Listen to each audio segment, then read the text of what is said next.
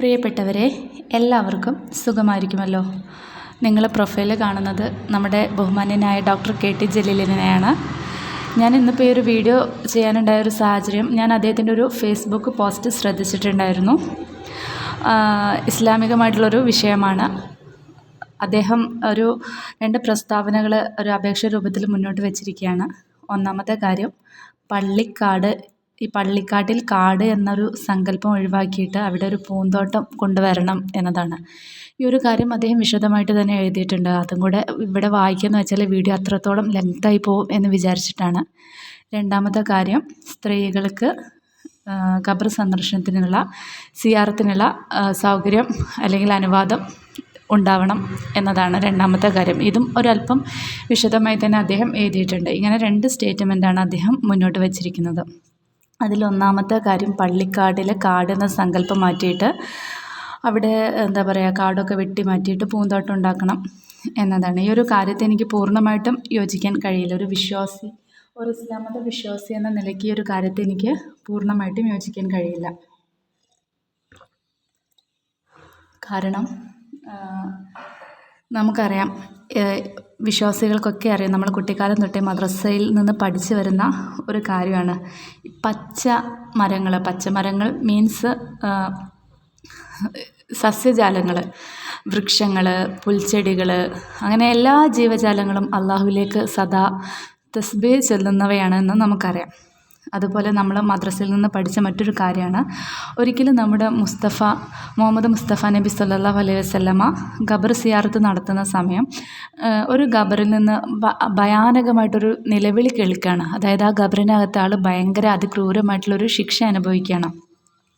ഉടനെ തന്നെ മുത്തുനബിക്ക് ആ ഒരു ആളോട് സഹതാപം തോന്നി.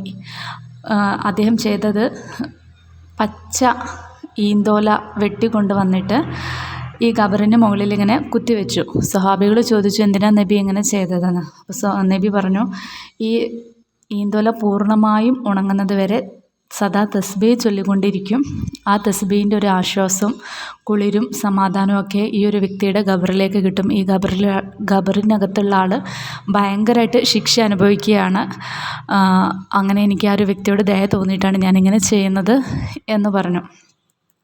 ഇതിൻ്റെ ഒരു ഭാഗമായിട്ടാണ് നമ്മുടെ പ്രിയപ്പെട്ടവരൊക്കെ മരണപ്പെട്ട് കഴിഞ്ഞാൽ ഖബറിന് മുകളിൽ പുതുതായിട്ട് മറവ് ചെയ്യുന്ന ഖബറിന് മുകളിൽ ആളുകൾ കാട്ടുചെടികളൊക്കെ ഇങ്ങനെ കമ്പൊക്കെ ഒടിച്ച് കൊണ്ടുവച്ചിട്ട് അവിടെ ഇങ്ങനെ കുത്തിവെക്കുന്നത് നമ്മൾ കാണും.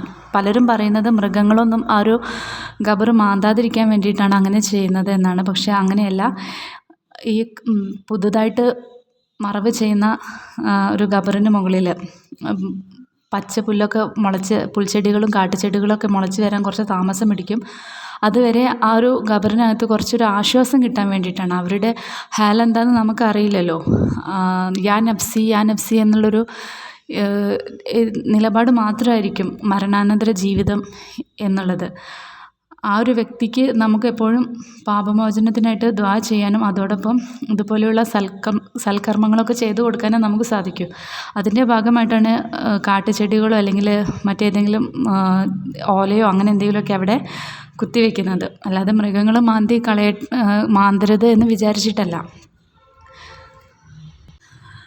പിന്നെ അതോടൊപ്പം പള്ളിക്കാട്ടിലൊക്കെ ഭയാനകമായ കാടെന്ന് പറയാൻ പറ്റുമോ എന്നെനിക്കറിയില്ല. കാരണം നമ്മളൊക്കെ ബസ്സിലൂടെ യാത്രയൊക്കെ ചെയ്യുമ്പോൾ പല പള്ളിക്കാടുകളും കാണുമ്പോൾ ഭയാനകമായിട്ടുള്ളൊരു കാടൊന്നുമില്ല. എന്നാലും കാട്ടുചെടികളൊക്കെ ഉണ്ടാവും. പുൽച്ചെടികൾ, കാട്ടുചെടികൾ, വള്ളിച്ചെടികളൊക്കെ ഉണ്ടാവും. അതൊന്നും ആളുകൾ വെട്ടിമാറ്റാത്തത് ഈ ഒരു കാരണം കൊണ്ടാണ്. അവർ സദാ തസ്ബീഹ് ചൊല്ലുന്നത് ഈ ഒരു ഖബറിനകത്തുള്ള ആൾക്ക് ആശ്വാസമായിക്കോട്ടെ എന്ന് വിചാരിച്ചിട്ടാണ്. അല്ലെങ്കിൽ പള്ളിക്കാട്ടിൽ അന്ത്യവിശ്രമം കൊള്ളുന്ന സകല മൂമിനാത്തുകൾക്കും അതൊരു ആശ്വാസമായിക്കോട്ടെ എന്ന് വിചാരിച്ചിട്ടാണ്. പിന്നെ ഭയാനകമായ കാട് അഥവാ ഏതെങ്കിലും പള്ളിക്കാടുകളിൽ ഉണ്ടെങ്കിൽ അതൊന്ന് ഒഴിവാക്കുന്നത് നന്നായിരിക്കും. ഓരോ വ്യക്തികളുടെയും ഖബറിനടുത്തേക്ക് സിയാറത്ത് ചെയ്യാനുള്ള വഴിയൊക്കെ വെട്ടി വെളിച്ചമാക്കുന്നത് നന്നായിരിക്കും എന്ന് കരുതി കാട് പൂർണ്ണമായിട്ടും ഒഴിവാക്കരുതേ എന്നാണ് എൻ്റെ ഒരു അഭ്യർത്ഥന. പിന്നെ എനിക്ക് പറയാനുള്ളത്, ഇപ്പം KT ജലീലിൻ്റെ ഒരു പ്രസ്താവനയൊക്കെ വായിച്ചിട്ട് ഒരു പക്ഷേ ഞാൻ മരണപ്പെട്ട് കഴിഞ്ഞാൽ എൻ്റെ ഖബറിൻ്റെ മുകളിൽ അല്ലെങ്കിൽ എൻ്റെ ഖബറിൻ്റെ പരിസരത്തൊക്കെ മുളച്ച് വരുന്ന പുൽച്ചെടികളൊന്നും ആരും പറിച്ച് കളയരുതേ എന്നാണ് എൻ്റെ പ്രിയപ്പെട്ടവർ അഥവാ ഇത് കേൾക്കുകയാണെങ്കിൽ എനിക്ക് അവരോട് പറയാനുള്ളത്. കാരണം ഞാൻ മരിച്ചു കഴിഞ്ഞാൽ ഒരു പക്ഷേ ഒരു മാസം അല്ലെങ്കിൽ ഒരു വർഷമൊക്കെ തുടർച്ചയായിട്ട് എന്നെ ഓർക്കുന്നവരായിരിക്കും എൻ്റെ പ്രിയപ്പെട്ടവർ. ഒരു വർഷം തുടർച്ചയായിട്ട് ഖബർ സിയാറത്തിന് അവർ ആഴ്ചയിൽ ഒരു ദിവസമൊക്കെ ആയിരിക്കും എൻ്റെ പ്രിയപ്പെട്ടവർ വരിക. പക്ഷേ ഒരു മാസത്തോളം സ്ഥിരമായിട്ട് ഖബർ സിയാറത്തിന് വരും. പിന്നെ അത് ആഴ്ചയിൽ ഒരു ദിവസമായിട്ട് മാറും. പിന്നെ അത് വർഷത്തിൽ ഒരിക്കലായിട്ട് മാറും. പിന്നെ ഞാൻ മരിച്ച ദിവസം എൻ്റെ മാതാപിതാക്കൾ ജീവിച്ചിരിക്കുന്നിടത്തോളം കാലം അവർ ഓർത്ത് വയ്ക്കും. പക്ഷേ അവരുടെ കാലം കഴിഞ്ഞാൽ അത് മറ്റാരെങ്കിലും ഓർത്തിരിക്കുമോ എന്നെനിക്ക് അറിയില്ല. വല്ലപ്പോഴും എന്നെ ഓർക്കുന്ന എൻ്റെ പ്രിയപ്പെട്ടവരെക്കാളും എനിക്ക് വേണ്ടി ദുആ ചെയ്യുന്ന എൻ്റെ പ്രിയപ്പെട്ടവരെക്കാളും ആഴ്ചയിൽ ഒരു വെള്ളിയാഴ്ചയ്ക്ക് വേണ്ടി അല്ലെങ്കിൽ തിങ്കളാഴ്ച രാവിനും വെള്ളിയാഴ്ച രാവിനും വേണ്ടി കാത്തിരിക്കുന്ന എൻ്റെ പ്രിയപ്പെട്ടവരെക്കാളും എനിക്ക് സഹായകമാവുക എൻ്റെ പള്ളിക്കാട്ടിൽ അല്ലെങ്കിൽ ഞാൻ അന്ത്യവിശ്രമം കൊള്ളുന്ന ഖബറിന് ചുറ്റും വളർന്നു വരുന്ന പുൽച്ചെടികളായിരിക്കും അല്ലെങ്കിൽ കാട്ടുചെടികളായിരിക്കും. അവ ചെല്ലുന്ന തസ്ബീഹായിരിക്കും എൻ്റെ ഖബറിനകത്തൊരു ആശ്വാസമായിട്ട് വരിക. എൻ്റെ പ്രിയപ്പെട്ടവരെ ഞാൻ നിസ്സാരമായി കാണുകയോ കുറ്റം പറയുകയോ ഒന്നുമല്ല. നമ്മളൊക്കെ നമ്മുടെ പ്രിയപ്പെട്ട ആളുകളോട്, നമ്മളിൽ നിന്ന് മരണപ്പെട്ട് പിരിഞ്ഞു പോയ നമ്മുടെ പ്രിയപ്പെട്ട ആളുകളെ എത്രത്തോളം ഓർക്കുന്നു എന്ന് ചിന്തിച്ചാൽ ഈ ഒരു കാര്യം നമുക്ക് മനസ്സിലാവും. നമ്മളിൽ നിന്ന് ഒരുപാട് ആളുകൾ മരണപ്പെട്ട് പിരിഞ്ഞു പോയിട്ടുണ്ട്. അതിൽ നമ്മുടെ ഈ ഒരു തലമുറയിൽ നിന്ന് മരണപ്പെട്ട് പിരിഞ്ഞു പോയവരെ മാത്രമായിരിക്കും ഒരു പക്ഷെ നമ്മൾ ഓർത്തിരിക്കുക.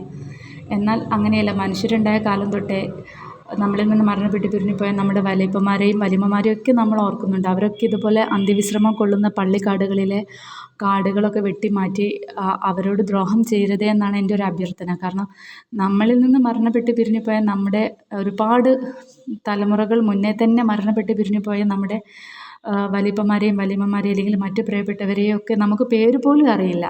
അങ്ങനെ ഒരു സ്ഥിതിക്ക് അവർക്ക് വേണ്ടി നമ്മൾ ഒരു പക്ഷെ പ്രാർത്ഥിക്കുന്നുണ്ടാവില്ല, അവരെ നമ്മൾ ഓർക്കുന്നുണ്ടാവില്ല. ഈ ഒരു സാഹചര്യത്തിൽ അവർക്ക് എപ്പോഴും സഹായകമാവുക പ്രകൃതിയിൽ നിന്നുള്ള ഒരു പച്ചപ്പായിരിക്കും. അതൊന്നും വെട്ടിമാറ്റരുതേ എന്നാണ് എൻ്റെ ഒരു അഭ്യർത്ഥന. പിന്നെ പൂച്ചെടികളും പൂന്തോട്ടമൊക്കെ ഉണ്ടാക്കിയാൽ സ്വാഭാവികമായിട്ട് സസ്യജാലങ്ങൾ തസ്ബീഹ് ചൊല്ലുമ്പോൾ പൂന്തോട്ടം ഉണ്ടാക്കുന്നത് നല്ലത് തന്നെയാണ്. ആ പൂച്ചെടികൾ തസ്ബീഹ് ചൊല്ലുന്നത് ഖബറിനകത്തുള്ള ആളുകൾക്ക് അത് സ്വാഭാവികമായിട്ട് അതിൻ്റെ ഒരു സമാധാനം കിട്ടും.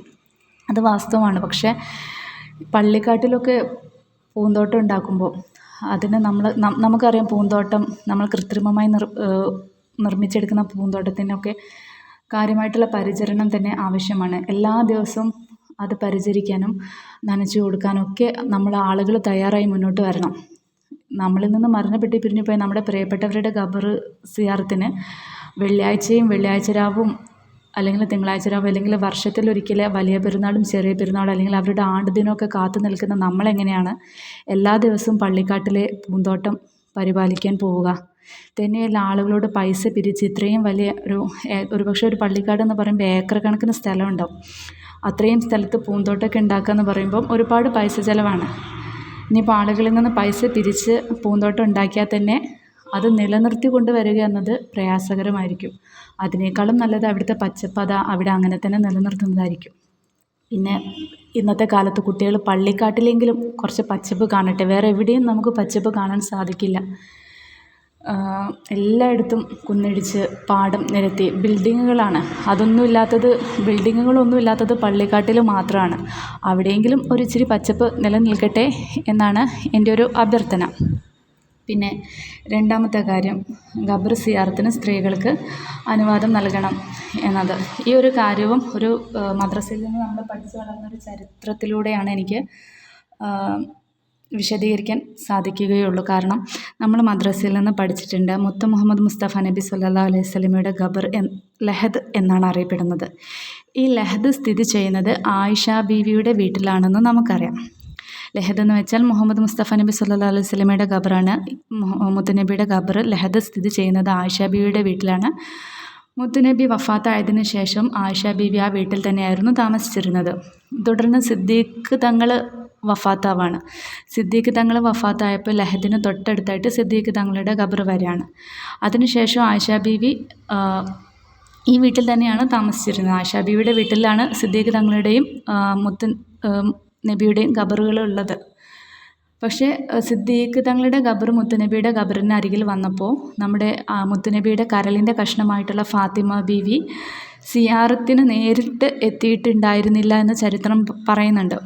ആ പൊന്നുമകൾ ഒരല്പം അകലം പാലിച്ചിട്ട് ഒരു മറയിൽ നിന്നുകൊണ്ടാണ് മുത്തുനബി സ്വന്തം പിതാവിൻ്റെ സിയാറത്തിൽ അല്ലെങ്കിൽ ഒരു പ്രാർത്ഥനയിലൊക്കെ പങ്കെടുത്തിട്ടുണ്ടായിരുന്നത് എന്ന് ചരിത്രം നമ്മളെ പഠിപ്പിക്കുന്നുണ്ട്.